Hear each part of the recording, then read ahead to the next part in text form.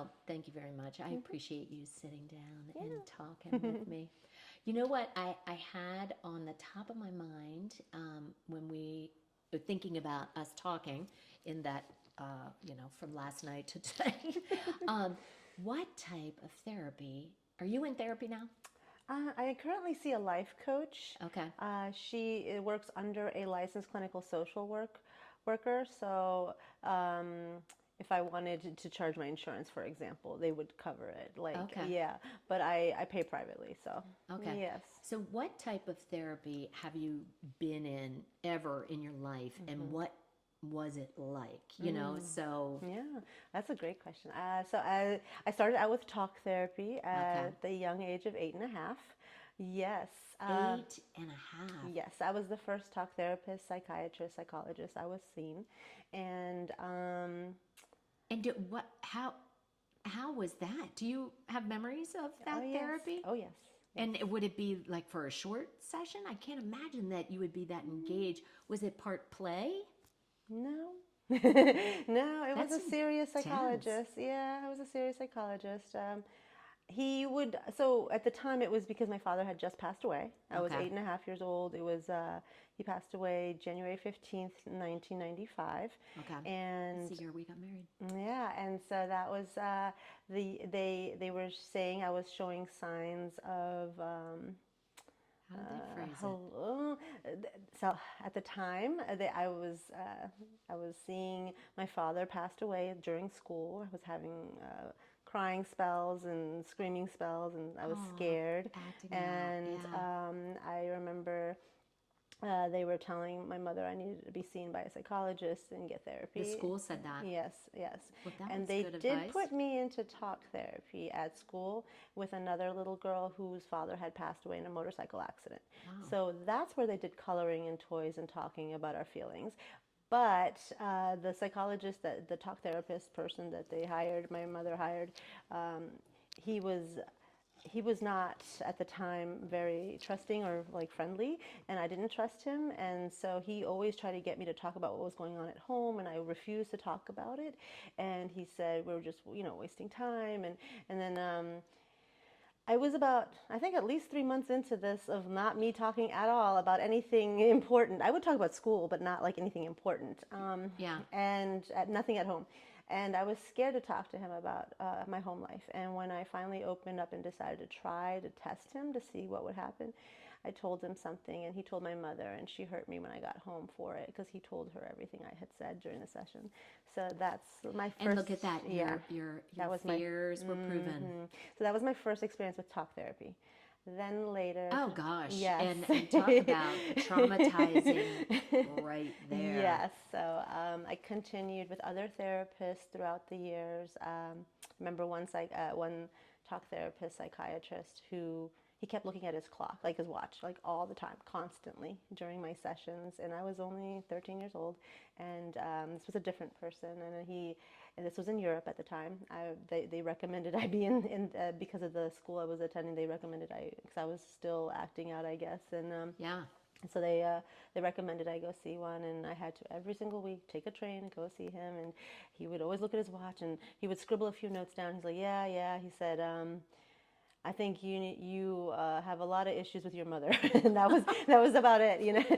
So in summary, I am here to validate what you already know. Yeah, exactly. But he didn't really give me any ideas or tips or anything to really help me with it. He was just like, yeah, just keep studying, just keep trying to get along with your mother. You'll be okay. Yeah. And so would there be like, would you be talking about the past, or was it things that were, kind of trying to cope with how to kind of exist in the everyday life? Like, was it that type of talking, or was it let's talk about the past and go over why you're acting out? they Or were maybe you they don't were remember. trying to figure out why I would try to harm myself. And so they they kept they kept saying, "Are you just trying to get attention? And is it because your mother didn't provide attention at home?" And Sounds so like your mother did give you attention, though. and so that they were trying to talk about the past, but I didn't want to talk about the past because it was painful. It Yeah. was extremely Yeah, because not triggering and always. flashbacks. Yeah. Yeah. I mean, So therapy, you always don't yes. have to talk about the Yeah, past. so I would talk a lot about school and the current issues with my mother with the new therapist, but he didn't seem interested really. He was And always looking at the clock, always looking at the clock. my golly. So the first two Yeah, experiences we're with pretty- therapy yeah. were. Not good, yes. And then. And then I turned 18, and I remember my mother passing away, and I went to the hospital because I thought I was having a heart attack. And they said, no, it's a panic attack. And because I was like, So that was your first one? Yeah, and well, no, it wasn't. But at the time, I didn't know that I had had them sooner. I just thought I was having breathing problems, so they gave me an asthma inhaler at the doctor when I was younger, at 8.5. But when I was 18, I thought it was a real heart attack because it was really hurting in my chest, and it wasn't just once or twice. It was 20 times in one day. And so I said, something's not right. And so I went to the hospital, and that's when they said, no, you have panic attack. You're having panic attacks.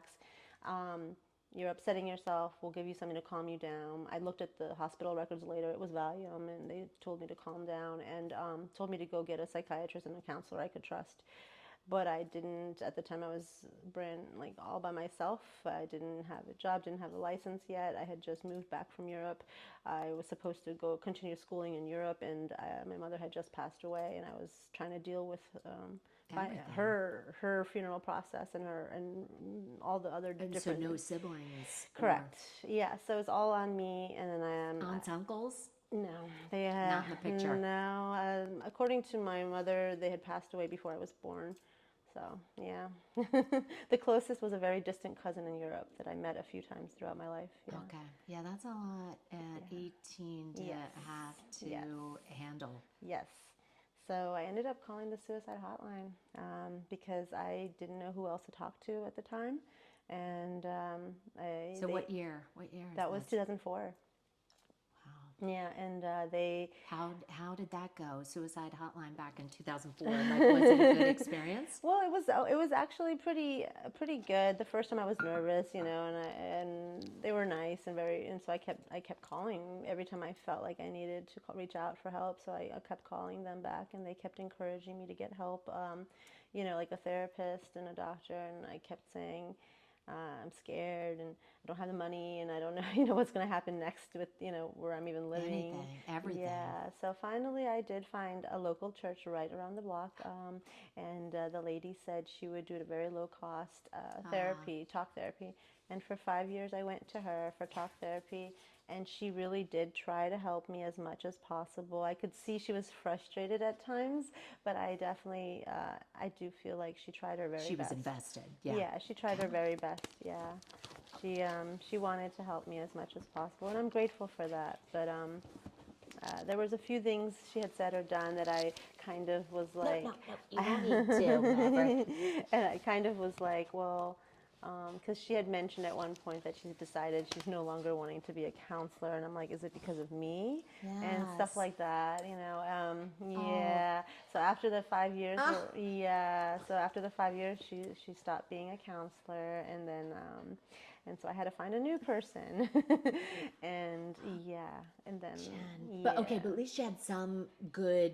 Yes. Period. Yes. So we're starting to have a little bit of a positive thought. She wasn't a doctor, so she couldn't diagnose me, but she wanted to diagnose me, and she said she wanted me to go to a doctor to get diagnosed because she thought I needed serious medication and more help. In order to just to help stabilize. Yeah, but I didn't want to at the time be labeled with something because I had been. Who does? I had been bullied my whole life, so I didn't want to be labeled. So. I was like in denial, and I said, no. Yeah, I know. And then looking back, you're like, gosh, darn it, why did I? But, there were valid reasons at the time. Yes, and and then after that, I believe I think it was called Eden Counseling. I think. Yes, Alexa went to Eden Yeah, I Counseling. think Right over by Kempsville. yeah, I think I found them somehow online, and And they're Christian based. and I remember reading online about one lady in particular, a therapist who specialized with those who were adopted and in foster care, and I thought, oh, that would be great if I could get her to help me, and she'd understand a little bit. So I called and I made an appointment. I arrived there and they told me she's completely booked. She has like too many clients already. So they said, we'll give you with somebody else. And because it was a sliding scale basis, it was affordable at the time. And then put you on a waiting list with the other. Yeah, I never met her, but I did continue to go for about 5 years to Eden Counseling, and I didn't know much at the time, so I thought I was going to be with the same person, but I was not. After a year, I was given to another person in the office. There was a lot of people at that office, at least 30 people. But why did that person leave? See, and that's what I was asking. I was like, why? I just got used to you. I just explained everything to you, and I was trusting you, and I thought you were nice, and you were helping me. And then that person would say, oh, no, this person is better suited for you. And so I thought they were giving up on me. And then it turns out it's because it's residential. They're getting training for a year, and they are required for their doctorate or for their master's degrees to get a specific training for a year, and then they can leave. They don't have to do it anymore. And so they were basically using, as experience. It's one thing, which is absolutely fine. If you they know told what I me mean? ahead of time. Yes. I did not and know then that. to just be honest and straightforward. It took 3 times until I figured it out, and I was and you're like, wait a minute, we're hitting the year mark again. Yeah. So by the third person, I was like, I want someone I'm not going to lose in a year. And so they changed it, and they put me with someone who's not in training. And so that was when I finally actually got progress. Which kind of, it annoys me that it took you asking, because I feel like, okay, one resident, but now how about she's had a year of a resident, now give her somebody that's not going to change. You shouldn't have had to advocate for yourself. Yeah. I'm annoyed for you. Yeah.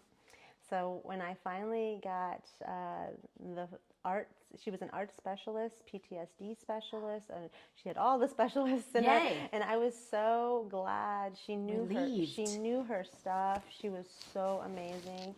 I've met her even recently, about a year ago. I bumped into her at an event, and she did the most help for me in all of my life, because she showed me through art how I can talk about my trauma, which beforehand it was always talk and flashbacks and triggers. And with art, it's completely different. She knew how to gently guide me through the art process and still, cut back the onion layers of the traumas in a gentle way. And it was really amazing process, the way she handled it. And then she encouraged me to get DBT, which is dialectical behavioral therapy, in-house. And I did take their in-house dialectical behavioral therapy, and it was 2 new people. I didn't know them, but I would go to her afterwards, to process what I had learned. And that's where I got the most change, where I learned from negative thinking to positive thinking. So I ended up taking that class twice, dialectical behavior. It's 7 weeks each time. And I learned the most, and that helped me a lot. And did you have, because isn't with DBT, there's also kind of like the family component or support I was in a network? group. I was in a group of people, and I think maybe that was it. Yeah, we're supposed to go together through all the things, and I remember what the first. What is flashing you in the eye? Maybe me. I don't know. Oh, maybe it's this. I was like, I felt so bad. I was like totally flashed, like the glare was going right in your eye. And so I remember the first time I went to the group, I said, no, it's not for me. I'm not like her. I don't have to.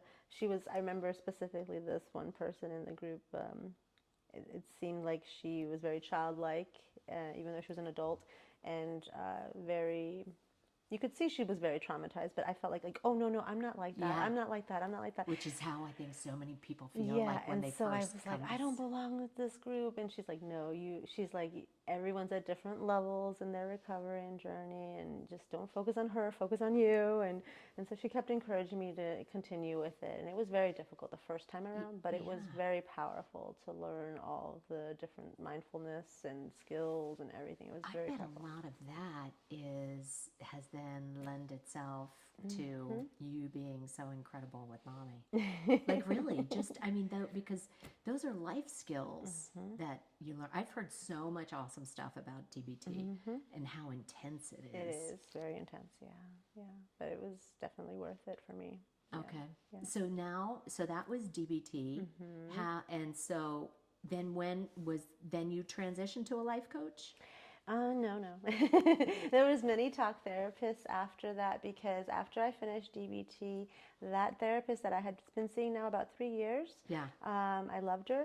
She got sick. I think she had cancer, and she said she could no longer work. So even though she wanted to help me, she couldn't. Yeah. So she she's still sick. So I felt, I had to get a new therapist again. Yeah. And that just the thought of it. Yeah. So I think at that time, I'm trying to remember specific dates, but I just remember trying one therapist at a new office and a new location, and was not a good fit in the very first session. Within 10 minutes of meeting this lady, I remember wanting to hurt myself in the session, because she made me feel like horrible for being the way I was, and so Good grief, somebody like that should not be practicing. Yeah, and so she said, "Yeah, we're not a good fit," and I'm like, "No, we are not. I cannot." So it was a lot of It was hard to find a good therapist again.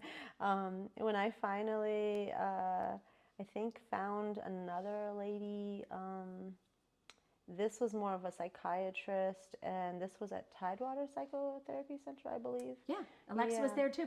And it was You guys were at all the same places. It was recommended. But then they closed. Yes, it was exactly. It was recommended to me by another doctor that I was seeing, and so I went there, and I remember I liked the lady, but it was mainly like medication. It was not. So it was like maybe 10 minutes of talking to somebody, and it wasn't really one of Alexa's times. Yeah.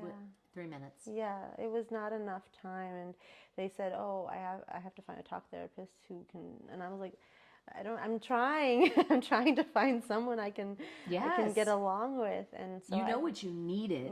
You just couldn't find it. Yeah. So I think I tried a few more places, and I think I gave up for a little bit there, and then I could see why. Yeah, and then I'm frustrated. Yeah. Just listening. And then finally I found Healing Foundation. I decided to try on something. Yeah, I tried out. So decided to do something different.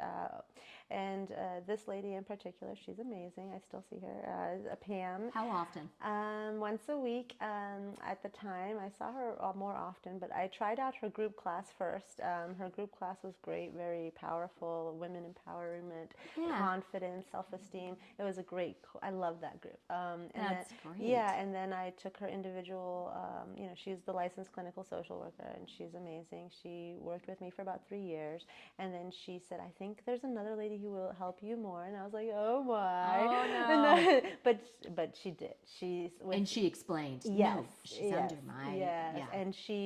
And I still see, I see her to this day, that other lady, and she's amazing. I love her. So what is that therapy look like? Well, life coaching, they focus more on the futuristic goals, and that's what I like, because yes, I have rehashed my past so many times with so many therapists, and I've only gotten so far to a certain extent. And it was beginning to become depressing about not being, like, just focusing on the past. And so I was like, I need to focus more on my future. And so to keep going and to have something to look forward to. And so that's why I love life coaches, because they really helped me really, like, okay, let's make little goals. We don't have to make big goals. We can just make little goals. Yeah. And then when you feel ready, you can make bigger goals for yourself, and we'll make little goals towards that big goal. And I love that. It's like having a cheerleader in your back pocket. It's awesome. Every week, even if it's just something little, it's a little win for yourself, and you feel better about, like, future. It's nice. Ah, I like that. But Yes. you're paying out of pocket. Yes, currently, yes, Okay. yes. But I can use But insurance obviously you if I can't. wanted to. Yes. Now, why wouldn't you? At the time, it's actually more expensive. Yeah, I know. With Ah, my insurance, the way it is, I would have actually had to pay more. So I was like, okay, yeah. So that's like a no-brainer. yeah. But obviously, it must be somewhat affordable, Yes, or you wouldn't be going every week, exactly, which is nice. Yes, So then yes, it's kind of like yes. a little win-win. Correct. Yes. And then, if need be, if you needed, And I did try hypnotherapy as well. I forgot about that part. you did. Yes, I did. I did. Okay. And tapping as well. The EMDR? Yes, the tapping. Yes, I tried that with a hypnotherapist who was trained in that. Yes. Okay, tell me about hypnotherapy. See, it's almost like this was meant to Yes. be Yes. because I was telling my husband, I'm like, I always ask people if they're in therapy, but then and then I'll go back to the story, but I'm like, therapy is so different for everybody and their experience and what type of therapy. And you've just covering all of it. Okay, so hypnotherapy. Of course, I only think of the movies, No, so when I remember the first lady I did, she was completely blind, and I remember I was like, "How is she gonna help me? She can't even see me." Oh my golly. And they said, "No, she's amazing." And at the office, they were like, "She's amazing." And I'm like, "Okay." So I went in there. Remember, she was very friendly. How old were you? I was probably 25 around that time. Yeah, maybe. Okay. Yeah, and I remember she was very nice, and we talked just in general, like in at first, and then she said if I wanted to get more comfortable, she had that special chair you can just kind of relax into, like and melt into. Melt. I was going to say melt. You beat me to it. Yes, and so she explained ahead of time like exactly how the process would work, and so I felt very comfortable with her, and it was almost like a lot of counting. So like they count backwards, and then you kind of relax into yourself. You breathe certain breathing techniques, and then more counting backwards, and then eventually you get almost sleepy because you're so relaxed. Okay. And when they get to the almost like half asleep part, that's when they start gently guiding your questions about whatever are your concerns. Like for some people go for like to stop smoking or to like lose weight. Well, I was going to heal the trauma and to also like feel better, like less depression. So she was focusing on those two things, was like, okay, let's find, and they talk a lot about the inner child and, like the inner, and so it was interesting because she was basically saying positive affirmations while I was in a half awake state. And, but it was. So you remember it all. Yes, exactly. But see, I always think like hypnotherapy, you don't remember. Yeah. I think some people fall asleep and that's why they don't remember. But I was determined to hear everything. So you're stubborn. Yes. And then they ask you certain questions like imagine all of your depression in one pile, how would it look like? I remember that was one of the questions. And I said, they were like, is it like a little pile of dirt or what? Just tell us what you're seeing. And I was like, no, mine's a building. It's not little. And they were like, how, like describe the building. And so I was like, it's like as tall as a skyscraper. It is a really large, it's like really large. And then they ask you certain questions like imagine all of your depression in one pile, how would it look like? I remember that was one of the questions. And I said, they were like, is it like a little pile of dirt or what? Just tell us what you're seeing. And I was like, no, mine's a building. It's not little. And they were like, how, like describe the building. And so I was like, it's like as tall as a skyscraper. It is a really large, it's like really large. How telling. Yeah, and so that they guide you through all of that, and they guide you on how to change your thought process around that while you're in that half awake sleep. And you're still talking, but like it's very gentle and you're almost like half asleep. And so still that kind of like a trauma therapy too. So you still have the memories, but that strong emotion isn't tied to it. So it was effective? Yes. I remember the first one I tried, the first lady, I loved it. And I went to her quite a few times until she passed away. Yeah, I know. Jenny. I know. Like, and before what she the heck? passed away, she told me, because I had told her one day I want to write a book. She's like, "You're going to write a book," and she's like, Have you started the book? oh yeah, and she said, "Please mention me in there," and I'm like, "I will." And when she passed away, I was like, "I'm definitely going to mention her. She helped me so much." Yeah, Wow. yeah, and I'm excited that you're writing a book. yes, yes, And is yes. it about your whole life Yes, experience? yes, yes, yes, yes, it is. And Yes. you won't release it until after you stop working? And possibly yes. My goal was 40, and I'm turning 40 in about 5 months. So might be one of those things where I just have a career change. Okay, good, good. So you can be all that you can be. Exactly. Yeah. Exactly. Yes. Yes. Yeah. So, yeah. Wait, okay, so So then I found another hypnotherapist. and of course you did. And how long were you with that one before they retired? About 2 years. I worked with her maybe once a month or so. It wasn't like an everyday thing. You know, Yeah, and because so insurance? No, Did insurance cover? not that, Good that one. golly. Yeah, So yeah. you've really been. Yeah, and that person also helped me a lot. They were trying to also kind of cut like back the layers of the onion to find out what really was the root issues, and Yeah. it was very powerful. And very tough work. Yeah. And like after the hypnotherapy, did you like have like a little sense of peace, or was it just, whew, that was tiring? Well, sometimes I would get very emotional, like cry, and then And would they when I stop? and they would always ask me like if I wanted to continue or not, and so I would be like, yeah. And I remember afterwards, the way they gently guide you back out of it was so peaceful. Like it was very nice, like very, very Yeah. nice and very gentle, and it was So what might have been tough, exactly, then you ease back yes. into the real And then world. when I was out of it, I felt so much better. I was like, oh, that I was like, how did you do that? Yes.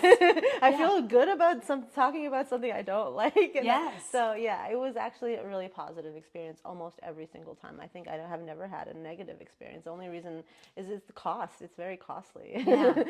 Well, that's interesting that you said, how did you do that? Because that's how Teddy felt about EMDR after, it was a couple months after Alexa died and the EMDR. He was like, okay, wait a minute. That's like voodoo. Like, how did you do that? Yep, the tapping and the affirmations. Okay, Yes. so what did the tapping, how did that look At in first, I therapy? didn't believe in it. So what, I don't understand. You're supposed to tap in certain areas. I think they start from the head and go downwards, but basically you're supposed to say positive things to yourself depending on what you're working on. But like in my case, I was trying to increase my self-esteem. So I was trying to say like I'm a smart person, I'm a loving person because of the heart, the Yeah. brain, and then the different areas of your body, because I had different issues with in my own body. I felt like I had a little bit of body dysmorphia. I was never officially diagnosed, but there was a lot of times I had a lot of severe self-esteem issues about my body. So you're supposed to love each part of your body when it comes to the EMDR, and so the So tapping. at first you were hesitant. Yeah, I was like, God. and I took 3 classes and I still didn't feel a difference, and so I thought it wasn't working. It wasn't until I had a different teacher that it worked. So it really depends. Wait. Why? Yeah. Why? Yeah, I don't know. The first 3 times I took the classes, I thought, okay, everyone else seems to feel better. Why am I not feeling better? Yeah. And I thought maybe it's because I was so skeptic. And I tried a different teacher for it, and it worked. So I think it really depends on the person. Interesting. How did you feel about that initial therapist who was doing the tapping? I mean, she was nice. She was informative, and I just didn't think it was doing anything. I was tapping away. I was saying everything. I'm surprised you went to this darn thing keeps totally glaring in your eyes. I'm surprised that even after the 3 times of it not being effective in your eyes, that you even went to a different person. Well, the thing is, that person happened to be a hypnotherapist and happened to teach that too, and I didn't know that. I went there for hypnotherapy, and when I found out she also does the tapping, I was like, "Ooh, maybe you're better." Yeah, and she was.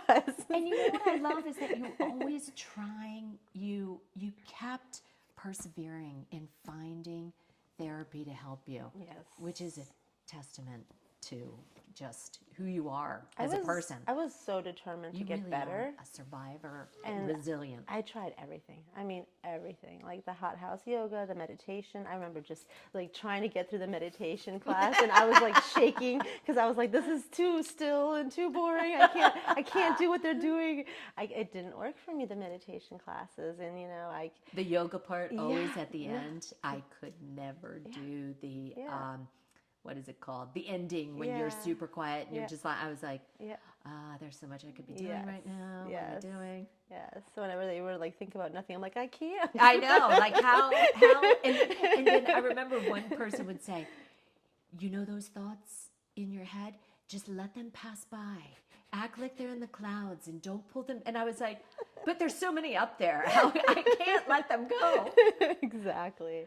Exactly. Yeah. Wow. So I tried as much as I could, like everything. I almost tried TMS, but then I got really nervous about it, and I kept listening to everybody What else's made you story. nervous? I heard a lot of different stories, and there were some who had success, and then some who said nothing helped. It didn't help at all, or very, very little. And then I was like, is it worth it? And I was worried of what maybe is being affected in the brain. Like I know it's supposed to be positive, but what if maybe the one little smart brain cell is Yes, it's like, what did you do to me? Exactly. So I was a little nervous about that. So I haven't tried it.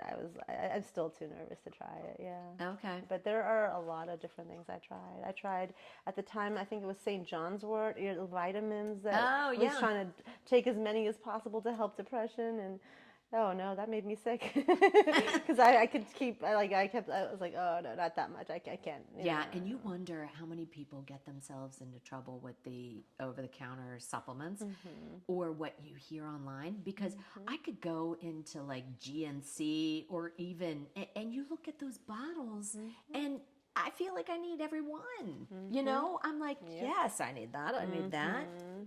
I mean, that could just, and then they could cause their own troubles. Exactly. So how about now? So you said you're on medicine and I was, yes, yeah. oh, you're not anymore. No, I was on medicine for 10 years and it stopped working.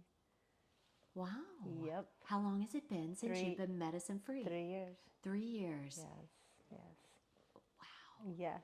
And so now you have life coach and knowing that if you need anything more intense, you can get Yes, that. yes. And so yes, what is it? How are you so successful? You know? Because you are. You have a full-time job, right? Yes. Yeah. And you're helping others in your full-time job as a CNA. Yes. So, and then you volunteer so much. Yes. You really do a lot, by the way. Like, I was like, how is she working? And then during the day when she should be sleeping, yeah.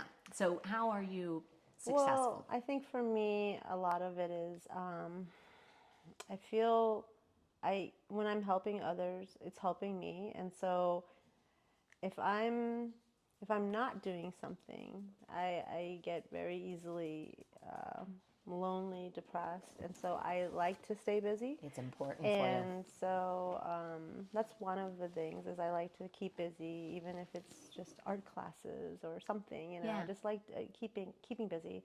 And then I would say it's like having a toolbox. I over the years, there's lots of different things I've learned from different people, different affirmations, different things, and it's all in that toolbox. And if I need to grab one, I try to grab one. And if it's really bad day, I try to turn to a safe person, and talk to them about what's going on. And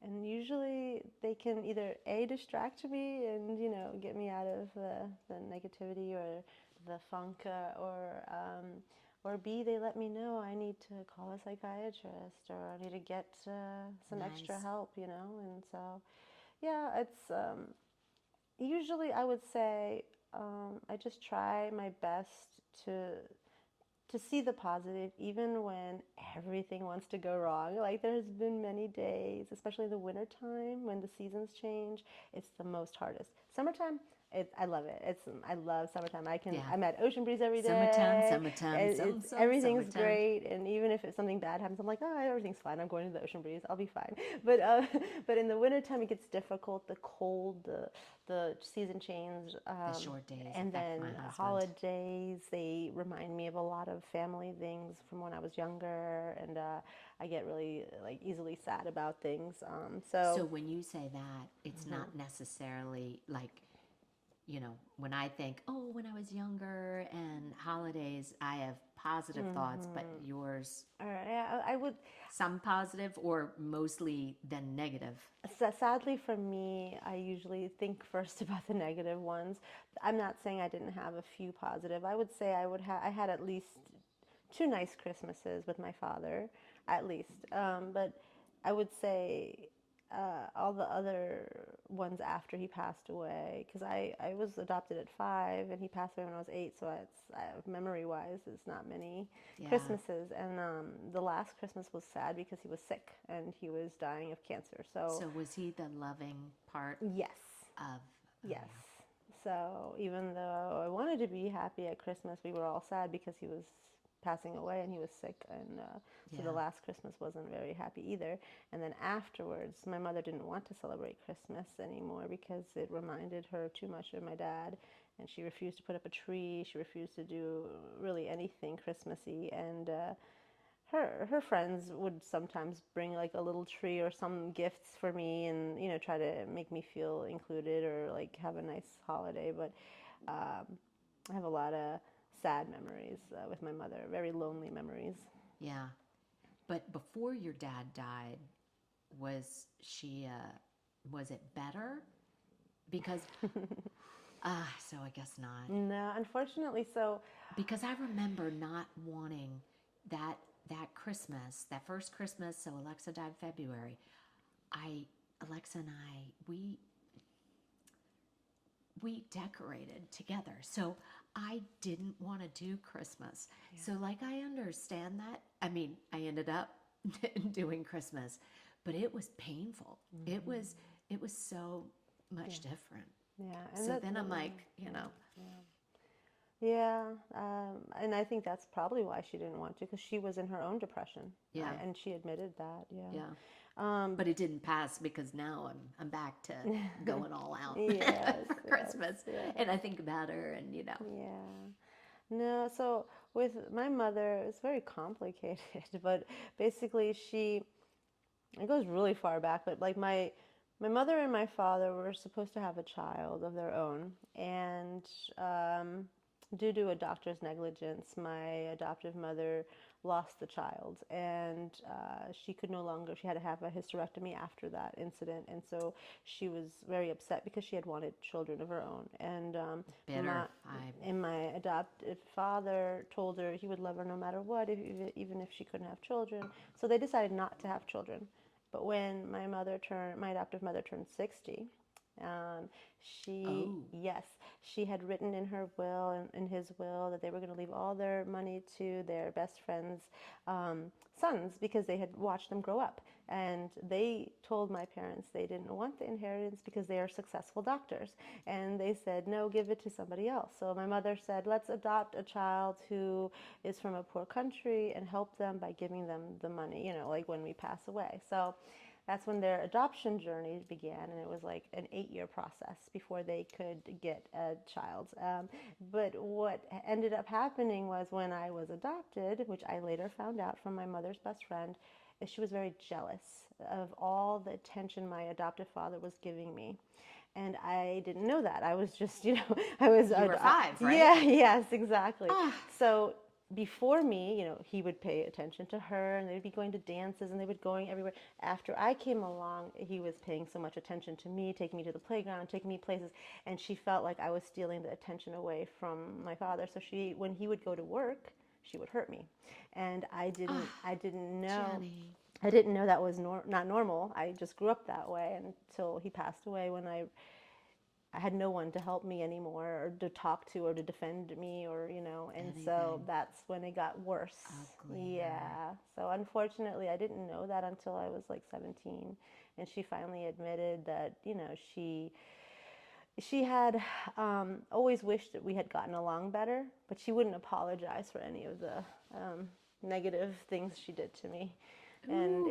it was pretty bad, like really bad. The neighbors tried to call CPS, and it did not And you help. were over in Europe, so. No, it was Oh, here. you Yeah, were that at that here. time, yeah. Oh my It was so golly. bad. She sent me to Europe so that she wouldn't get in trouble. Yeah, Yeah, that's a lot. yeah, That's yeah, a whole heck of a lot. yeah. She didn't just try to hurt me or hurt me a little. Like she tried to, really make Yeah. sure I was never gonna exist again. So like it was really bad. Yeah, Oh my golly. yeah. So now you were just able to say that, and it. So because of the therapy, were you Yeah. able to just say what you did? Because Yep. that's a powerful statement. Yes. Yeah. That's a lot. Yeah. I'm sorry you had to go through all that, and that's what I always say, when Alexa and then Trip, when they were in high school and they took psychology, the one psychology class, they would, both of them separately, think you just know it all after that, besides being a teenager. And I remember Alexa saying, we're a dysfunctional family. We're a dysfunctional family. And I was like, oh, good golly, she only knew what a dysfunctional family. I was like, so tell me why you think we're dysfunctional. And it was basically because we were strict. And we wouldn't let her do whatever she wanted. It was pretty funny. And what was hysterical was then when Trip took it, he didn't remember Alexa doing that. And Alexa would laugh about it after, because then when she would take college psychology class, she's like, I can't believe I said that. And then Trip did the exact same thing. And we were like, here we go again. Okay, talk to us about the dysfunction. Oh my golly, it really makes me laugh. Why did I just say that? Well, dysfunctional family, but I don't even know why. And it was interesting because I didn't find out until I was 17 that my adoptive mother's father had abused her as a child. He would beat her on a regular basis, So and she it was repeated generational abuse. And I didn't know that until I was older. Yeah. So she. Did you ever want to have kids? I was too terrified, and Yeah. I remember being 8 and deciding no. Because when I was 8, I saw this big book on pregnancy, and I was reading it from top to back, and I said, You're "Oh like, oh no! I was like, I could pass That could away. No, I'm scared." Especially if there were any graphic photos in there, I would have been like, yes, ugh. yes, there was, and then that was, and everybody was laughing. Oh no, you'll change your mind when you get older. But it wasn't just that; it was also because I was But afraid. knowing that I was afraid I was going to turn into my mother and hurt a child, and I didn't want another child to get hurt. that's what went through my mind. I'm Yeah. like, is that why? Yes. Because I Yes. could see then going, Yes. what the fear, Yes. and I know for a fact you wouldn't.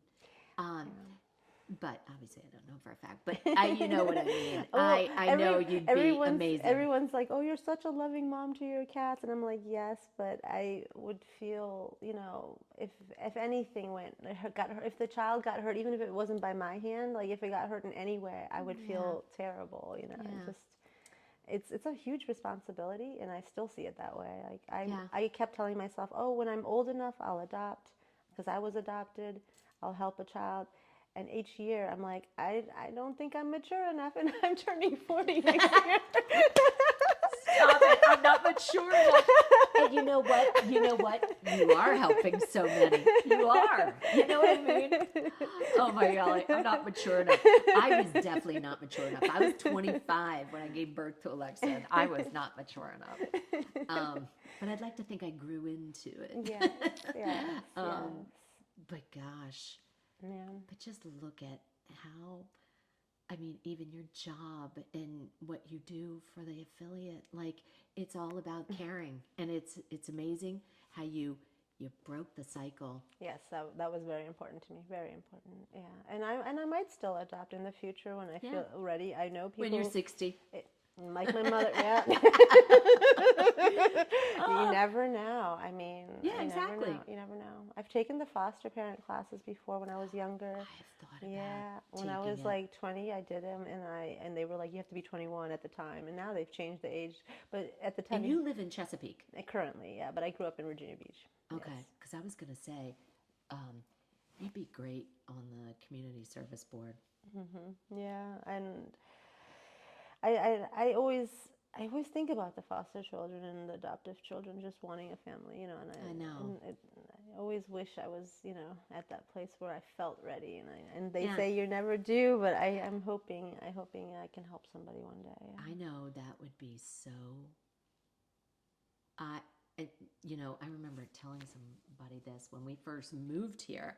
Um, I was going to volunteer with the SPCA, and then I eventually found my job, but or maybe it was a job at the SPCA, and my husband was like, "Are you serious, Susanna? We're gonna have so many animals here," and I was like, "He's right. He's right. I can't do that." Yes, Yeah, yes. I mean, I tried and fostering kittens, and I couldn't do it. I did it twice, and I cried so bad, and Yes. I only had him a few days. I was like, no, I Yeah, don't you want to can't go. give them I away. can't. And then Nope, I think you can't. with foster Yeah. kids, Yeah. I'm like, how would I be able Yes, to form yes. that bond and then And then if somebody give back to the exactly, parents knowing that it wasn't. exactly. Yes, yes. And I think about the advocates in court for kids. That role would be difficult. Okay, what time are we? Because I know you've sure. got. Oh, good. We're only 4:05. I mean, not that You're fine, I'm gonna you're make you fine, talk to me. you're right. So right now, you said winter, definitely the season change.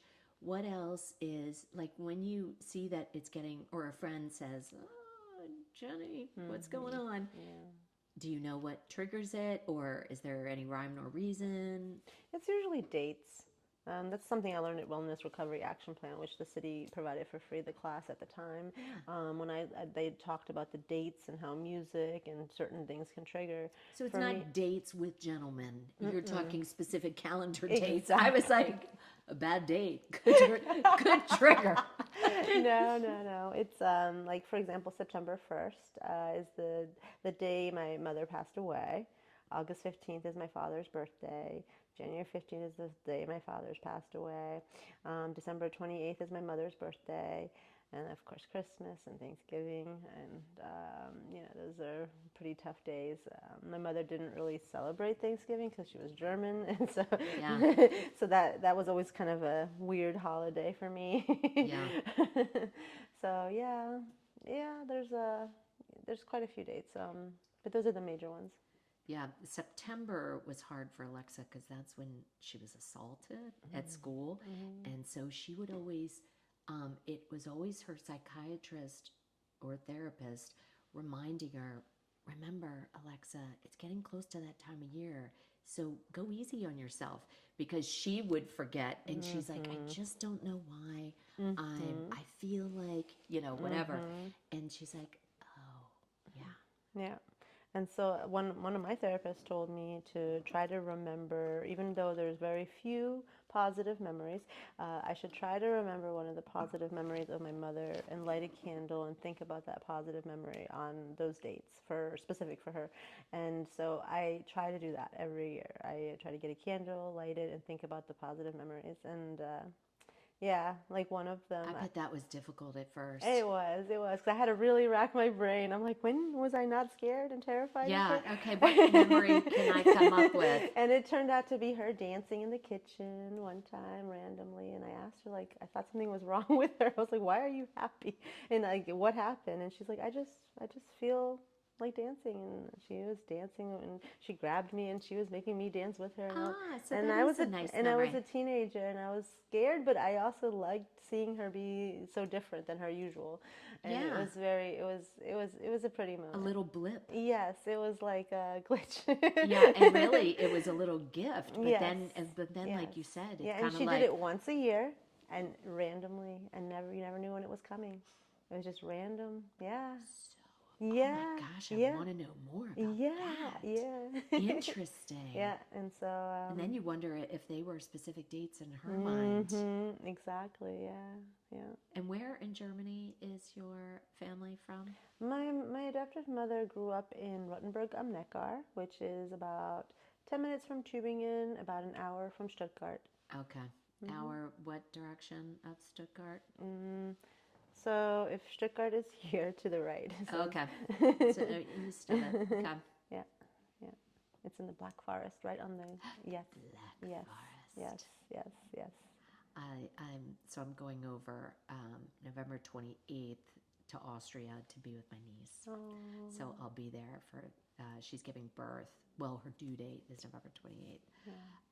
So I'll be there 3 weeks and yeah, get my German in. And I'm so excited to go in Dirndl and Yes, yes, Lederhosen yes, too.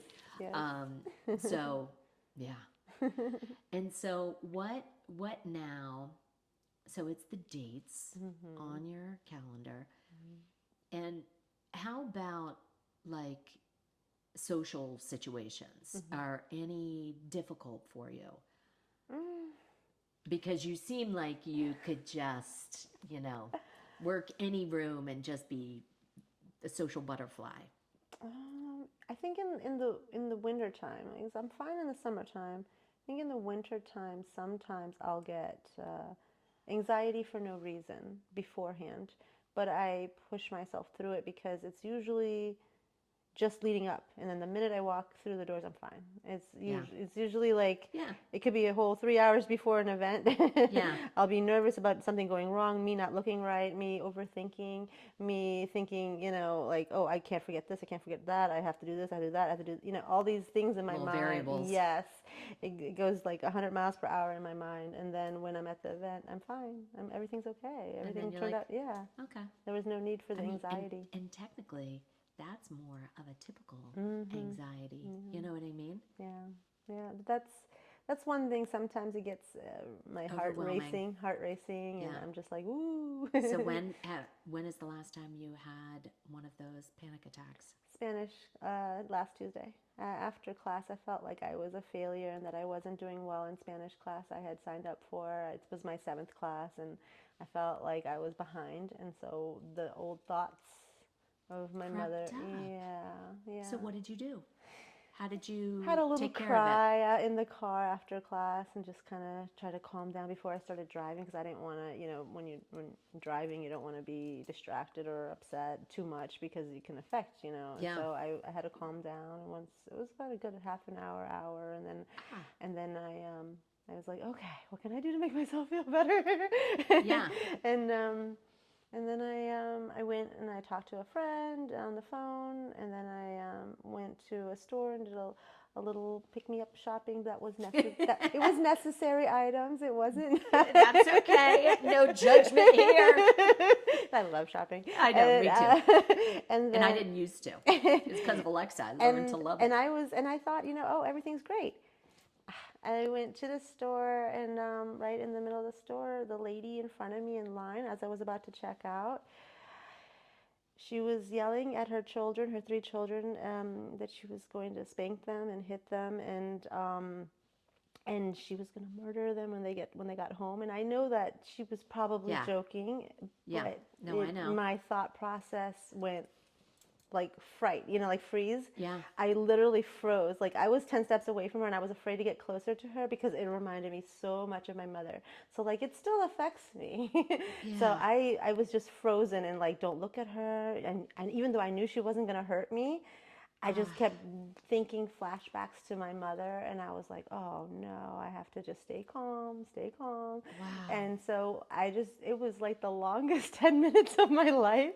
I But bet it but once was. I checked out and I was in my car, And you went outside, then yeah, you're like, I was okay, like, back in my car. yeah, I'm okay again. So like it, Oh my golly. So you went from yeah. post-Spanish and then into what was supposed to be Yeah, like a fun. It was, great, yeah, I like, bought my kitty cat. I pick-me-up. bought my kitty cat something like a little cat Nice. bed, and yeah, yeah, stuff like that.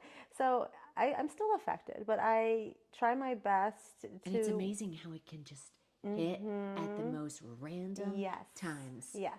And so I just try my best to, like I said, recovery toolbox. I had to dig deep. Yeah. And then it was okay afterwards. I took a few breaths, like did my breathing exercises. I do a few breathing exercises I was taught by a therapist. My favorite is the rose breathing technique. I still use it. How about, it wasn't that with the, she did a great job of the four Yes. breathing. Yes. I was like, she Yes. did a really good job with this. And then, of Yes. course, we had like Yes. the eerie countdown music, the 10, my husband and I were looking at each other like, this is really creepy countdown. Like, I was like, maybe it's Halloween-esque. But that was a great, she Yes. she led us through it. Wow. Yes. And you know what? Kudos, because you stayed calm and you obviously made it through, even though you were like, oh my goodness, I'm in the car and now I need to figure this out. But you made it through. And that it can happen, and on a daily basis. But it's the toolkit, the knowing now how to help myself. Yeah. That's what gets me through any situations. Yeah. And look, now everything, maybe from the myriad of therapists that you've seen, I wonder how many total that you've seen. Last time I counted, I think at least 20. Last time I counted, like think about everything that you've learned and then you apply and maybe share with others. Hey, this worked for me. Maybe it'll work for you. Yep. You just never know. Yes. Thank you very much. I really appreciate you. Look, you heard me say thank you. So now, I really appreciate you taking the time. Thank you for listening.